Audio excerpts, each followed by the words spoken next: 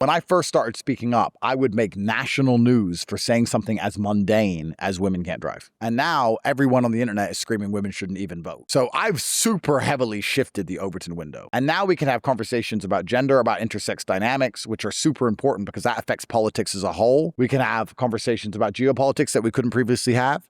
We can have conversations about the fact that the entire media apparatus is designed to lie to us. We could have conversations about the scam of the education system. We can have conversations about things that would literally get your account banned and you'd instantly be shunned if you ever tried to discuss before. But primarily, I would say actually anti-feminism. And I did Patrick Bet David, and everyone's talking about the beginning of that podcast where I had to explain for an hour that fucking video.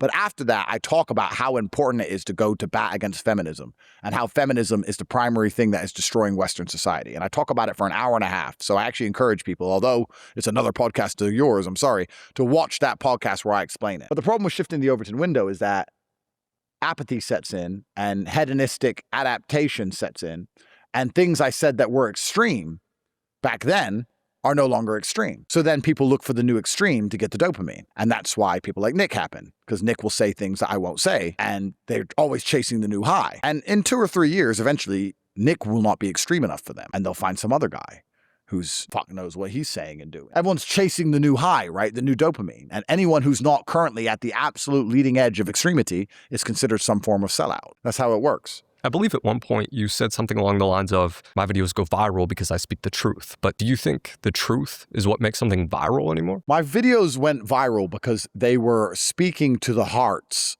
of millions of young men who were being suppressed and oppressed, and they were feeling and thinking things that they weren't allowed to say, and they thought that there was something wrong with them. And then they would watch my video and realize that there's nothing wrong with them and that everyone actually thinks like them and they're actually doing the right thing. So people were being heard for the first time via my videos because I was talking the truth, and that's what was allowing them to become the most watched videos on the planet. But nowadays, now that a lot of the truth has been told in many ways, men are no longer afraid of being men. The idea of toxically masculine has basically fallen out of favor because of me. Toxically masculine, I haven't heard in a serious context in years. That was everywhere.